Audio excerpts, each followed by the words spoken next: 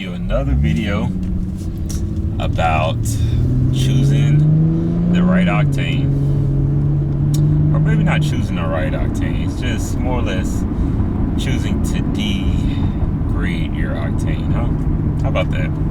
So today we're talking about premium versus regular, and I'm talking about this point because I just filled up. Cost me 87 bucks. Not the normal. I think the last time I filled up, it probably cost me maybe 59 or something like that. One reason I had such a big increase was because I actually changed fuels, and probably not what you think it is. So I've been running 93, which is available here where I live, but now I'm running 93 with no ethanol. A little bit better for the engine, right? A little bit more for my go pedal, and it runs great. It runs really good.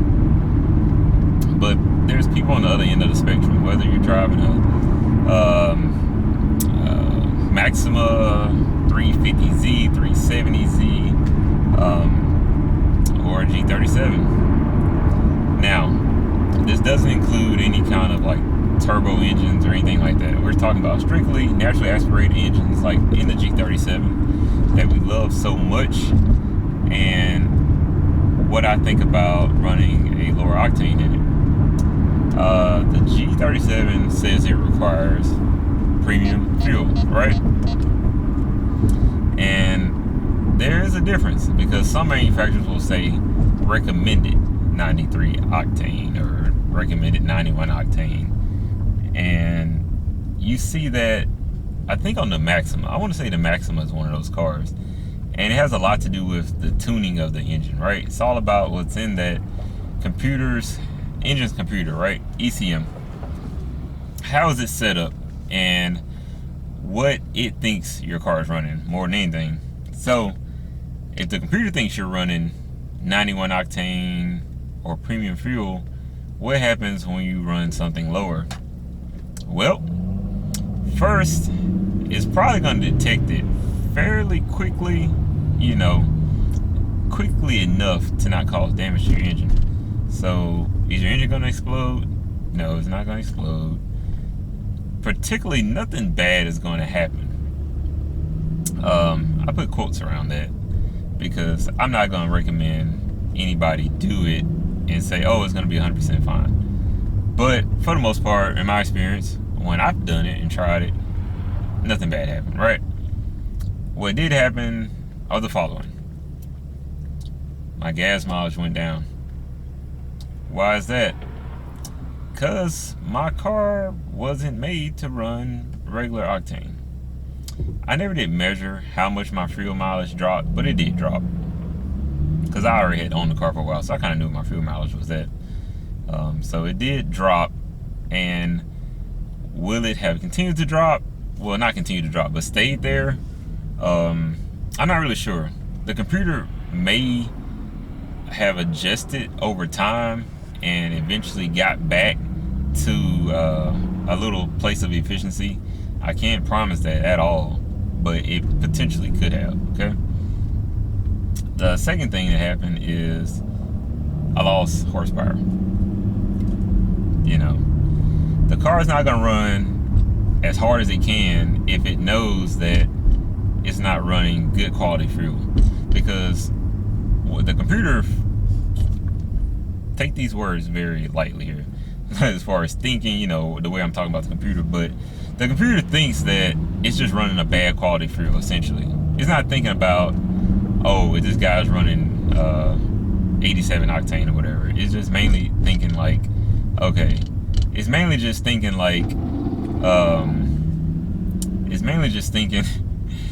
that, okay, this guy's running a lower quality octane or something's wrong with the fuel that he's running, so I'm going to reduce the performance of this car to prevent from damaging the engine.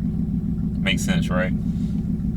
And like I said, so the kind of like the inverse of that is the fuel mileage problem, because your engine is always trying to run as efficiently as possible to increase gas mileage. Efficiency equals performance and gas mileage for us. So if you're in a situation where you have no option, of course, it's okay. Your car's not gonna explode. But when it comes to making a dedicated decision to be like, all right, I'm gonna run 87 octane all the time, those are things you need to consider and measure. And my second or third piece of best advice to that is, don't do this when it's 100 degrees outside, because your engine is going to be more prone to have knock and have problems with running that lower quality fuel or lower octane fuel, right? That is a guarantee, because hotter temperatures means more hot air in the combustion chamber, which means sometimes the fuel has problems igniting. Cooler air is always better. So the only time I would ever recommend or almost approve running a lower quality octane is during the cooler months, winter, fall. But depending on where you're at, let's just talk about degrees. So I'd say 70 degrees, 80 degrees at the most that would be my little recommendation. And last but not least, don't race your car. I don't know if that even needs to be said. Don't drive like you're driving a NASCAR if you're running something that shouldn't be in your car. Which I mean staying off the red line, staying away from red line. Don't rev the car out super hard. Don't floor the car. Like, don't give a car a hard time when it's already running something it shouldn't be running, right? So if you're in that scenario, you're in that predicament, you want to drive across the country, you think running 87 octane is going to save you some money, it might. That's all I can say about it, is that it might. But those are the things you should consider and keep in the back of your mind during those times, because the engine computer is very sophisticated. They are very sophisticated in this car in particular, or Nissan in general, Nissan Infiniti. They are very smart, but they only have so many calculations available to compensate for fuel quality. And that's pretty much my wrap on it. Will I be running 87 octane in my car? No, just because it's just not worth it to me. I don't drive a lot.